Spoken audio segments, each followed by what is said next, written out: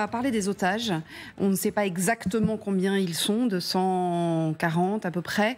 Manifestement, Benyamin Netanyahou, hier, est revenu un peu sur les annonces de la Maison-Blanche au sujet des arrêts de combat. Souvenez-vous, on vous en parlait dans cette émission, 4 heures d'arrêt par jour, prévenu 3 heures à l'avance. Lui, voilà ce qu'il dit aujourd'hui, Benyamin Netanyahou. Il dit oui, effectivement, mais dans des endroits spécifiques, pour une période donnée, quelques heures par-ci, quelques heures par-là. On veut faciliter le passage en toute sécurité des civils loin de la zone des combats. Qu'est-ce qui a fait qu'effectivement Israël a accepté ces débuts d'arrêt de combat? On n'ose pas dire trêve. Peut-être parce qu'il y a en ce moment des négociations évidemment pour la libération des otages. On pose la question parce qu'au Qatar, Nivin Potros, en ce moment, il y a des discussions qui manifestement sont très intenses, en tout cas qui n'ont pas lieu avec n'importe qui. Exactement. Les négociations de ces derniers jours se sont déroulées en 2 temps. Toujours à Doha et au Qatar, la première salve de négociations, elle a démarré mercredi autour de la table des négociations des responsables qataris qui ne sont pas cités, ainsi que des dirigeants politiques du Hamas. Vous le savez, le Hamas a installé son bureau politique dans l'Émirat depuis 2012. Ce n'est pas vraiment nouveau qu'il y ait des discussions entre les responsables politiques du Hamas et les responsables qataris. Depuis quasiment la mi-octobre, ils se rencontrent très régulièrement. En revanche, ce qui est nouveau et ce qui est très intéressant, c'est la rencontre de jeudi, la deuxième salve de négociation.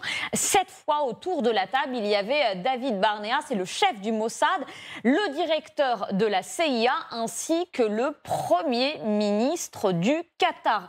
Les 3 hommes se sont entretenus pendant plusieurs heures.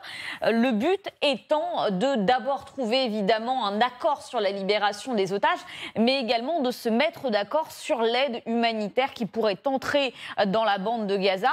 Le tout avec l'appui de l'Égypte qui n'était pas présent sur place mais qui a évidemment participé de loin à ces négociations. Alors visiblement, ces négociations, elles ont bien avancé puisque selon une source proche du dossier, ces derniers jours, les discussions ont bien progressé vers un accord. Alors que s'est-il dit ?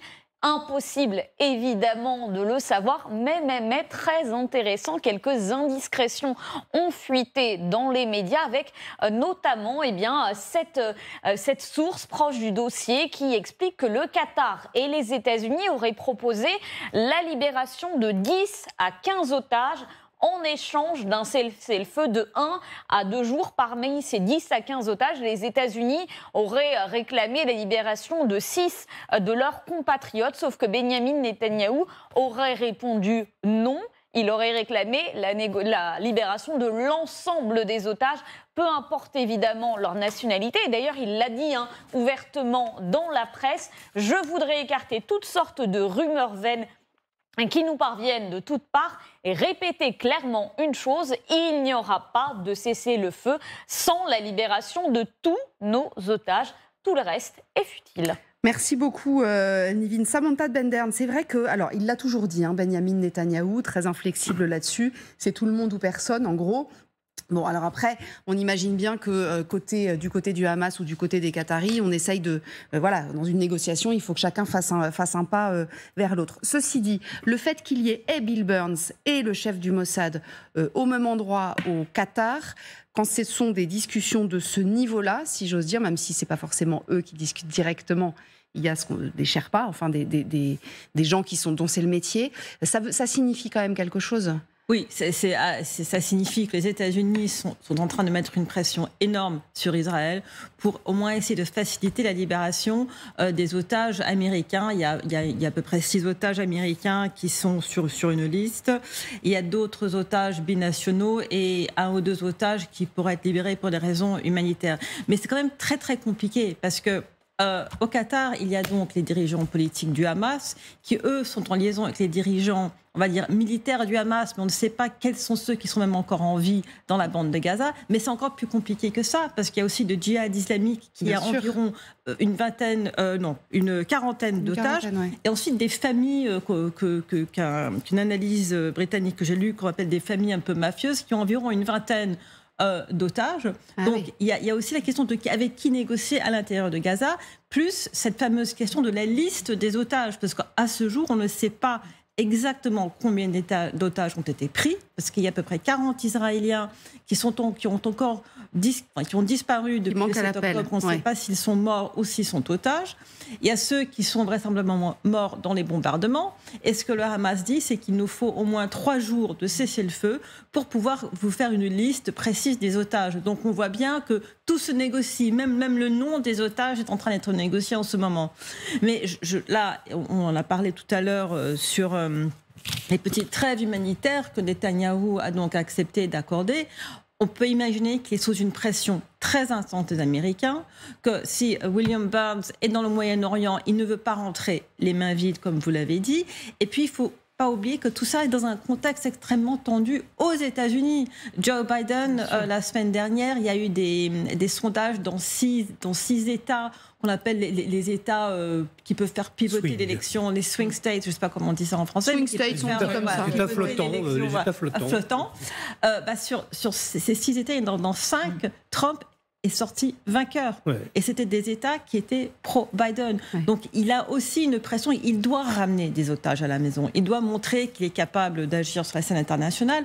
Donc on peut imaginer, ce que je pense, c'est que finalement, Netanyahou va céder, mais va le mettre dans un langage qui il racontera sa propre histoire. Il appellera ça une pause humanitaire, mais ce sera une pause tellement longue qu'on pourrait presque dire que c'est un cessez-le-feu.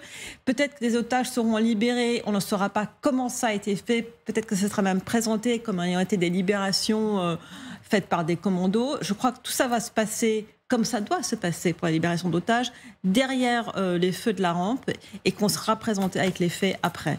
Écoutez d'ailleurs ce que disait Bernard Guetta, qui dit sensiblement ce que vous dites sur le fait de ramener des otages à la maison. Bernard Guetta, vous le connaissez bien, il était ce matin chez Elisabeth Martichoux, il est eurodéputé Renew, entre autres, parce qu'il a été également un grand journaliste spécialiste de la presse, de l'actualité internationale. Écoutez son analyse.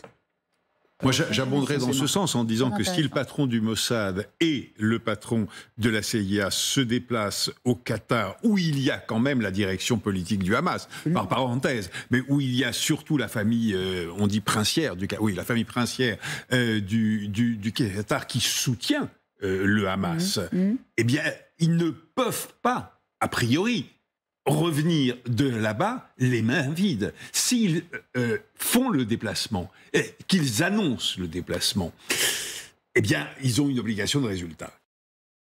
Catherine, alors annoncé, je ne suis pas sûre qu'il ait été annoncé. Enfin, il a sans doute fuité un petit peu. Ça n'a pas été annoncé officiellement. Mais ce qui est sûr, c'est que maintenant, effectivement, que c'est officiel. On imagine mal, effectivement, qu'ils reviennent les mains vides. Alors, quand Benjamin Netanyahou dit qu'il veut tous les otages ou personne, en gros, évidemment, c'est le début plutôt de la négociation. Bien sûr. Donc, à ce moment-là, on exige le maximum pour obtenir quand même le plus qu'on pourra. De son côté, le Hamas demande du carburant, notamment pour faire fonctionner tout ce qui est système d'aération dans les tunnels, parce qu'il faut pouvoir alimenter tout ça. Ça, a priori, ils ne vont pas en récupérer avant longtemps. Non, mais chacun, justement, demande de chaque côté le maximum qui pourrait lui être utile. Et puis après, la vraie négociation commence. Et effectivement, les Occidentaux demandent la liste, parce qu'ils voudraient savoir quels sont ceux qui sont encore en vie et ceux qui malheureusement sont décédés. Ils travaillent aussi sur les chemins pour sortir. Le jour où on saura combien ils sont et où à peu près où ils sont, il y a beaucoup de missions qui sont menées actuellement pour essayer de déterminer les lieux justement où sont retenus les otages, parce qu'en fonction de ça, il faut trouver un trajet qui leur permette de sortir en sécurité, plus les preneurs d'otages qui, évidemment, ne veulent pas se faire tuer au moment où ils vont les ramener à l'endroit prévu. Donc, sachant que certains sont peut-être blessés aussi parmi les otages. Exactement. Donc, c'est en fait une négociation de chaque détail. Et enfin, ce qui était prévu, c'est qu'il n'y ait pas de nationalité qui soit évoquée, pour éviter que chaque pays tire dans son coin en proposant telle ou telle, ou en essayant de proposer telle ou telle chose. Et c'est le Hamas qui a fait fuiter ça en disant qu'il allait libérer 6 Américains, sachant justement que Joe Biden est dans une position difficile et qu'il imagine bien, le Hamas, qu'il pourra après arguer du fait qu'il était prêt, lui, à en libérer, et que ce sont les Américains empêchés par les Israéliens, et que voilà, c'est pas de leur faute à eux, le Hamas, si un certain nombre d'otages ne sort pas. S'il y a un accord avec le Hamas général pour une libération d'un certain nombre d'otages, le Hamas, lui, il sait gérer le djihad islamique, toutes ces katibas dont on parlait tout à l'heure, ces familles mafieuses, etc., qui auraient pu profiter d'un effet d'aubaine, si j'ose dire, le 7 octobre, pour eux aussi aller chercher des gens et les ramener à Gaza? Ils se connaissent, mais je ne crois pas à la capacité du Hamas d'avoir une telle influence sur ces groupes qui ont leur autonomie, sinon leur indépendance. Et moi, je suis très sceptique sur le succès du retour des otages.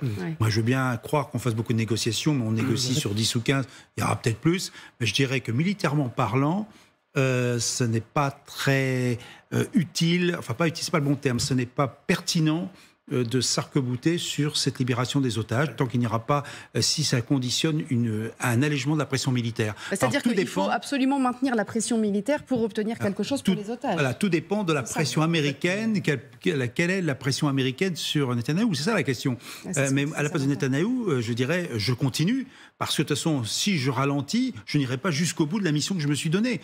Donc je dirais, sur le terrain, je ne vois mal comment il peut accepter à un moment donné cette négociation au minimum. Et je comprends tout à fait, moi, sa position de dire je veux tout ou rien. Alors bien sûr, ça peut être un enjeu de négociation, je suis entièrement d'accord. Mais maintenant, imaginez-nous les délais que ça représente. Ça voudrait dire faire ralentir l'opération israélienne. Mais il n'en a pas les moyens. Quand on a mobilisé 350 000 soldats ou 360 000, ça a un poids sur l'économie. Donc il doit avoir un résultat, lui aussi, sur le territoire national. Ceci dit, si des négociations sont ouvertes avec le Hamas, comme ça a l'air d'être le cas quand même, Pierre Ménat, ça veut dire qu'ils sont prêts à négocier quelque chose. Gilad Shalit, ça a pris 5 ans. Peut-être qu'ils sont aussi un peu pris à la gorge. Parce que cette opération... pour un otage et en période où il n'y avait pas de combat. Donc, comme cette opération met une énorme pression militaire sur le Hamas. C'est un cas complètement différent. Moi, ça me fait penser un petit peu à l'Irak en 90. Saddam Hussein avait pris beaucoup d'otages, des dizaines d'otages, en disant si vous m'attaquez, je les tuerai. Donc, et finalement, il avait dû les libérer et l'attaque était venue plus tard. Mais bon, en l'occurrence, le Hamas déroule son plan. Si vous voulez. Le Hamas, pourquoi le Hamas a pris des otages? Parce qu'il savait très bien qu'après l'opération du 7 octobre, il y aurait des représailles très fortes d'Israël. En fait, cette opération était probablement anticipée, l'opération militaire que nous connaissons. Donc, Israël s'est trouvé devant un choix, en effet, très difficile, et de dire soit je lance une opération militaire, mais bon, comme le dit le général, en laissant un point d'interrogation très fort sur les otages, ou bien je privilégie les négociations sur les otages, mais à ce moment-là, je vais être obligé de consentir des cessez-le-feu. Je perds le lead. Donc là, en l'occurrence, si vous voulez, Israël, malgré tout, a fait le choix de la première option, globalement. Mais en effet, il y a des pressions internationales, les États-Unis, d'autres pays, qui disent non, nous voulons effectivement libérer. Et le Hamas va y aller au compte-gouttes. Mais les États-Unis disent on veut la libération, mais les États-Unis disent aussi il ne faut pas de cesser-le-feu et il faut continuer l'opération militaire. Donc ils sont quand même sur une ligne de crête. Les États-Unis seraient prêts à demander à Israël de cesser le feu, mais Israël refuse. En fait, il y a eu une négociation, en plus de toutes les négociations qu'on a évoquées, il y a une négociation qui est difficile entre les États-Unis et Israël, où effectivement, le résultat, ça a été, donc on accepte des trêves humanitaires à certains moments de la journée, mais certainement pas de cesser le feu. Et donc les États-Unis ont dit il n'y a pas de cesser le feu. Mais effectivement, les États-Unis vont être dans une position de plus en plus compliquée, en raison de leur opinion.